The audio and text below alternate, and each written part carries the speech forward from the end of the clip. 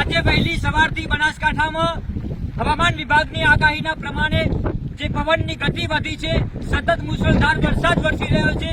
વહેલી સવારથી પવનની જે રીતે સ્થિતિ વધી હતી, બિપરજોય વાવાઝોડાને લઈને જે આગાહી કરવામાં આવી હતી, આપણે બીજે બિપરજોયથી તો બચી શક્યા છીએ, પરંતુ આ જે પવન છે અને હાલમાં જે વરસાદ પડી રહ્યો છે તેનાથી નથી બચી શક્યા. હાલમાં સમગ્ર બનાસકાંઠાની વાત કરવામાં આવે તો 170 જેટલા વીજ પોલ ધરાશાયી થયા છે, ત્યારે અનેક જગ્યાએ અનેક વૃક્ષો પણ ધરાશાયી થયા છે.